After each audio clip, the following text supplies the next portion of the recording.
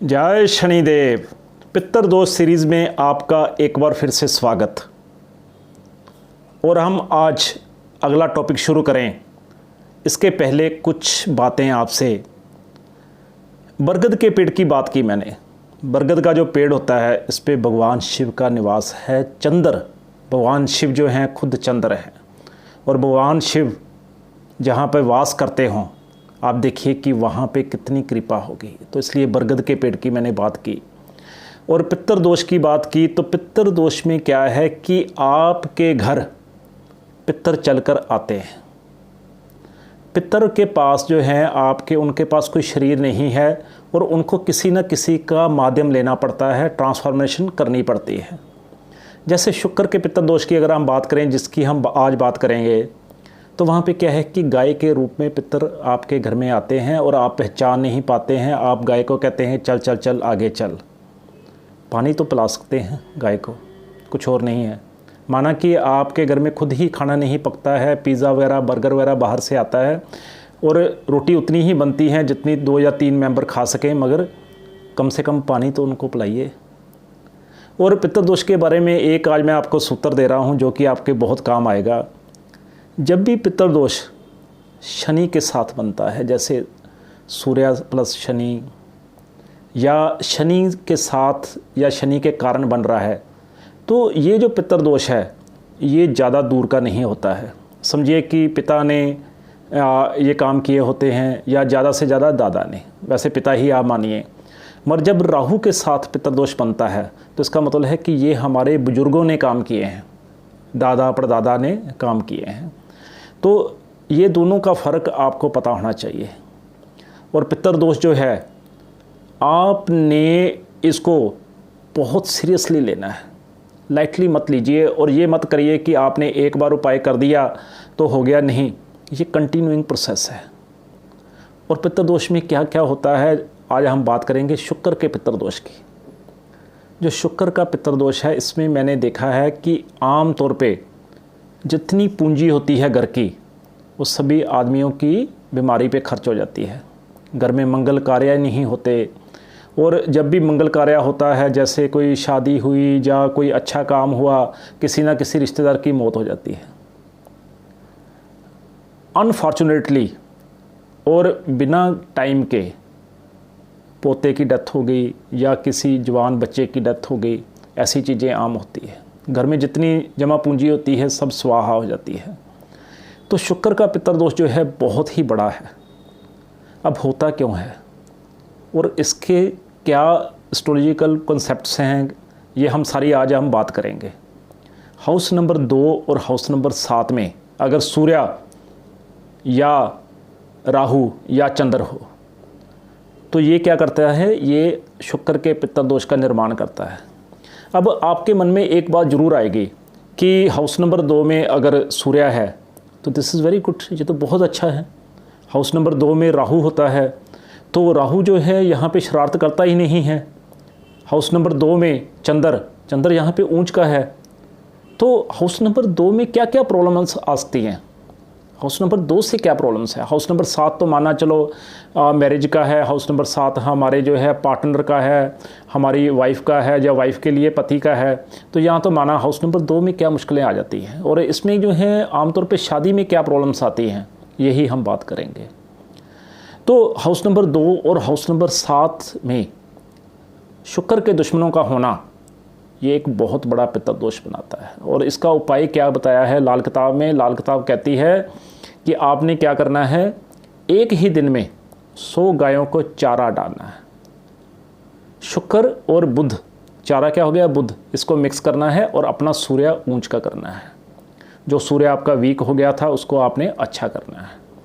और वैसे भी जब गाय चारा खाएगी तो उसमें जो है गोबर बाहर करेगी, तो जो उसमें मिलावट है इस योग में या इस योग में जो जो कॉम्प्लिकेशंस हैं वो सारी बाहर निकल जाएंगी। तो गाय वो लेनी है आपने, वो चुननी है जो अंगहीन ना हो। जैसे किसी का सींग जो है टूटा हुआ है, ये आपने चीज़ें देख लेनी है। और अगर आप वहाँ पे जाते हैं तो ऐसी गाय आपको मिलती है जो अंगहीन है, उसको आप काउंट मत कीजिएगा, मगर मेरी आपको रिक्वेस्ट है कि उसको इग्नोर भी मत कीजिएगा। तो जब भी ये दोष बनता है तो यहाँ पे क्या होता है कि शुक्र जो है वीक हो जाता है। अब बनता क्यों है, अब मैं आपको बताता हूँ। हाउस नंबर 2 में सूर्य का आना, जब भी हाउस नंबर 2 में किसी के सूर्य होता है तो इसका मतलब उसका पार्टनर जो होता है वो ईगोइस्ट होता है, बहुत ज़्यादा। ईगोइस्ट का मतलब क्या है कि वो अपनी ही शान में रहता है और अपने आप को बहुत बड़ा मानता है, और आम तौर पर जो है वाइफ को नेगलेक्ट करता है या वाइफ की डिसरिस्पेक्ट करता है, और करने के बाद भी होता क्या है कि वो अपनी गलती कभी नहीं मानता और कभी भी कंप्रोमाइज़ पे नहीं आता। आप कभी भी देख लीजिएगा जिसका सूर्य हाउस नंबर 2 में होगा। सूर्य हाउस नंबर 7 में होगा तो क्या है कि पति पत्नी के विचार आपस में नहीं मिलते हैं। इसी तरह चंद्र हाउस नंबर 2 में हो तो क्या इम्पैक्ट होते हैं कि ऐसा आदमी, क्योंकि हाउस नंबर 2 धन का है, तो ऐसा आदमी क्या करता है, विलासता पे और हाई डेकोरेशन जो है उस पर पैसा खर्च करता है। डेकोरेशन की अच्छी अच्छी चीज़ें घर में लेके आता है, लाइफस्टाइल अपना जो है बहुत बढ़िया बनाता है, चंद्र 2 वाला।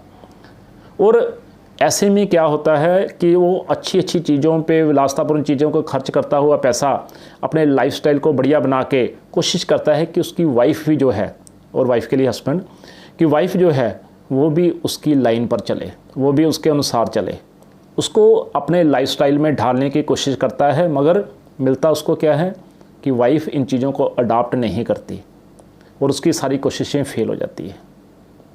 हाउस नंबर 7 में चंद्र का होना, चंद्र जो है हाउस नंबर 7 में जो है लक्ष्मी कहा गया है, मगर यहाँ पे सास और बहू में तकरार पैदा कर देता है।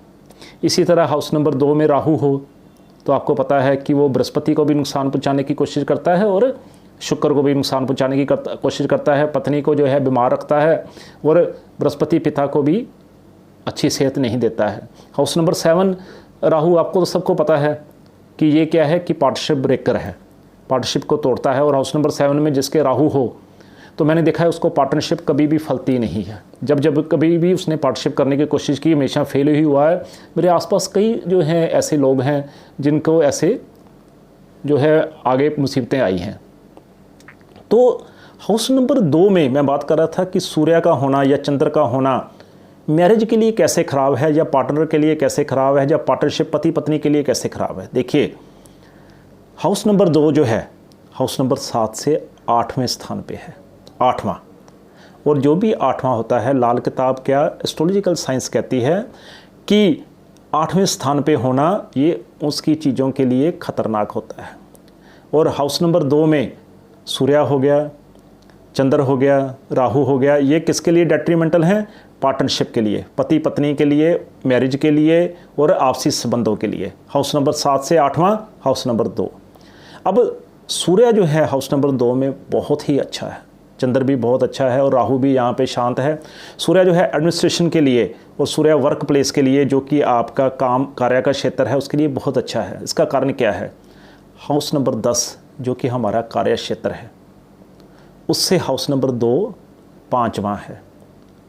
और लाल किताब कहती है कि हर जो ग्रह है वो अपने से 5वें को हमेशा मदद करता है। तो यहाँ पे शनि महाराज हाउस नंबर 2 पे पूरा पूरा आशीर्वाद यहाँ पे देते हैं, क्योंकि हाउस नंबर 10 जो है शनि महाराज का है, कार्य क्षेत्र का है। तो हाउस नंबर 2 में जो है तीनों ग्रह ही बहुत अच्छा काम करते हैं। तो अब आपने देखा कि हाउस नंबर 2 में जो है क्यों ग्रह अच्छे हैं। हाउस नंबर 7 में सूर्य का होना, अब क्या होता है कि हाउस नंबर 7 में जिनका सूर्य होता है, मैं उनको एडवाइस क्या करता हूँ कि ऐसे आदमी दिन में बिल्कुल भी आपसी संबंध ना बनाए। अब आपसी संबंध बनाने से क्या होगा, सूर्य और शुक्र, सूर्य दिन खिला हुआ है, सूर्य और शुक्र का मेल हो जाएगा और पत्नी जो है पूरी तरह बीमार हो जाएगी। और आमतौर पे कहते हैं कि दिन में संबंध बनाना, जिनके हाउस नंबर 7 में सूर्य है, उसमें क्या होता है कि ऐसे में मौत को बुलावा देने वाली बात होती है। और सूर्य और शुक्र इनको सिर्फ बुध ही अलग कर सकता है, अलग अलग बुध ही करता है। और इसमें क्या हल क्या है, इसमें हल यही है कि जैसे छोटी बच्ची हो, 5-6 साल की, 6-7 साल की बच्ची हो, उसको अगर आप साथ में सुलाएं तो इसमें क्या है कि एक तो शुक्र को बुध की हेल्प मिल जाती है, शुक्र स्ट्रॉन्ग हो जाता है और सूर्य आदमी का वैसे ही अच्छा हो जाता है। और शुक्र जो है डेबिलेटेड था, ख़राब था, वो शुक्र भी अच्छा हो जाता है। तो छोटी बच्ची को सुलाना, अगर छोटी बच्ची नहीं है तो बुद्ध रखने के और भी बहुत सारे ढंग हैं जिसकी हम बात आगे करेंगे और नेक्स्ट वीडियोज़ में आप ज़रूर देखिएगा। और हाउस नंबर 7 में जैसे अब सूर्य हो तो सबसे अच्छा उपाय क्या है कि जब रात को आप सोते हैं तो एक छोटी सी बाइट आप लेकर उसमें आग में आप डाल दें, गैस के ऊपर ही डाल दें आप। उसमें क्या है कि आहुति देना आग को, इसमें भी बहुत ही अच्छा काम करता है।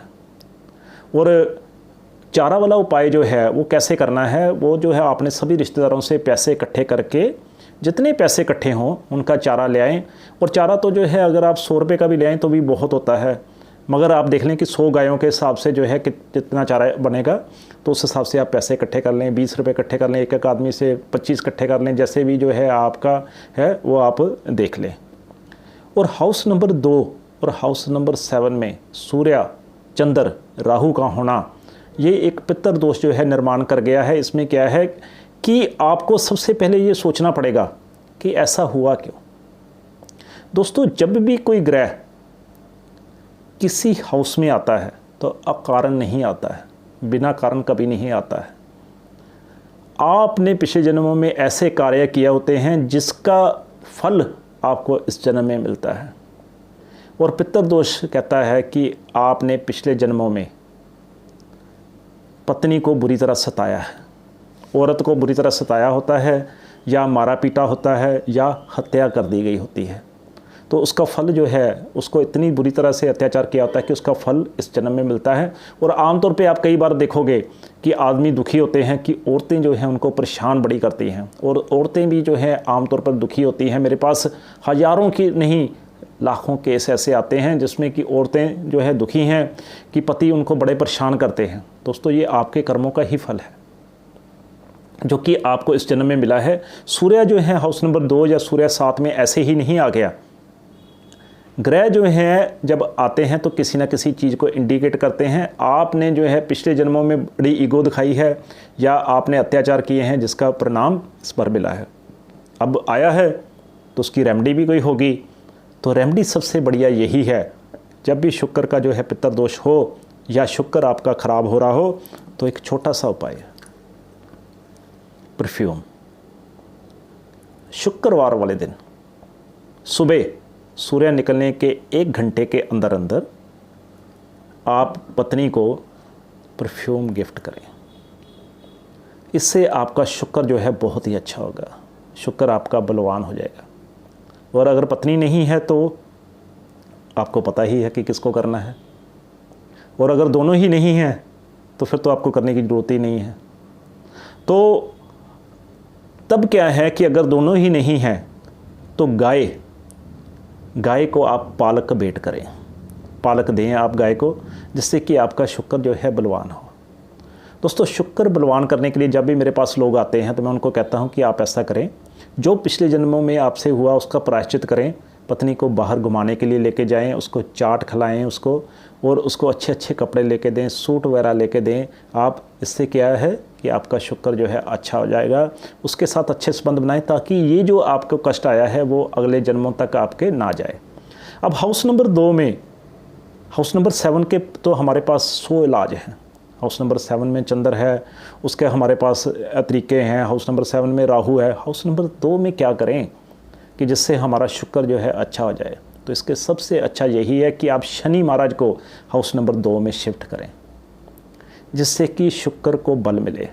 एक महबूबा होती है ना, जब उसका प्रेमी उसके पास आ जाता है तो वो किसी की परवाह नहीं करती। मैंने पिछली वीडियो में आपको बताया था कि जिसकी एसएसपी के साथ यारी हो वो सिपाही को सलूट नहीं मारता, और जिसके पास शनि महाराज हों वो किसी की क्या परवाह करता है। तो शनि महाराज को हाउस नंबर 2 में आप शिफ्ट करें। कैसे शिफ्ट करना है अब आप बताएं। आप शनि की आशियाँ, तेल, सरसों का तेल, सरसों का तेल आप मंदिर में चढ़ाएं। नहीं चढ़ा सकते, बादाम मंदिर में चढ़ाएं, नारियल मंदिर में चढ़ाएं। इससे क्या होगा कि शनि महाराज जो है हाउस नंबर 2 में शिफ्ट हो जाएंगे। और हाउस नंबर 2 में शनि महाराज तो वैसे ही बड़े अच्छे होते हैं। तो आपने इनको 7 दिन चढ़ाना है। तो शनि शुक्र को आप इकट्ठा करके शुक्र को आप बल दे दीजिए, आपका शुक्र ऑटोमेटिकली अच्छा हो जाएगा। दोस्तों, कुछ बातें मैंने जो है आपको बताई हैं कि कैसे जो है पितृदोष होता है और कैसे जो है पितृदोष से आप बच सकते हैं। और आपको मैंने बताया कि जैसे सभी रिश्तेदारों से आप पैसे इकट्ठे करके अब गाय को चारा डालिए, और अगर रिश्तेदार नहीं पैसे देते हैं तो आपने उसका 10 गुना आपने डालना है। और आम तौर पे शुक्र कहाँ ख़राब होता है? सूर्य की बात की है लाल किताब ने, शुक्र की बात की है, राहु की बात की है।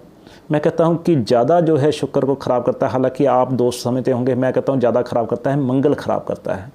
क्योंकि जहाँ जहाँ मैंने देखा है शुक्र का मंगल का संबंध देखा है, मैंने वहाँ पे पति पत्नी में तकरार होती देखी है, और इवन हाथ उठता भी मैंने देखा है। तो मंगल, इसके लिए सबसे अच्छा मैं आपको उपाय बताऊंगा कि जब भी आप कोई काम शुरू करें तो आप क्या करें, पतासा होता है ना, जो गोल सा बना होता है चीनी का, उसको मुंह में रख के आप 2 घूंट पानी के पी के आप काम शुरू करें।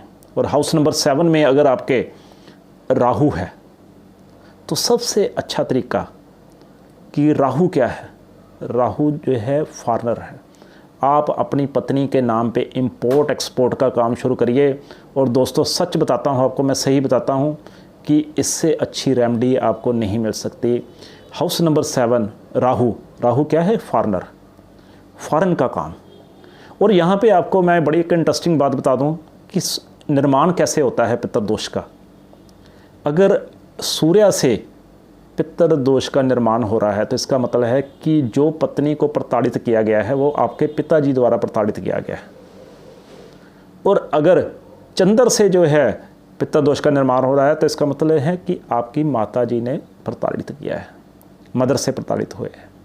और अगर राहु वहाँ पे है तो ये 2 चीज़ों की इंडिकेट करता है, या तो घर के बुजुर्गों ने किया है, या राहु क्या दिखाता है, थर्ड इंटरफेरेंस, कि कोई ना कोई और ज़िंदगी में आया जिससे शुक्र प्रताड़ित हुआ।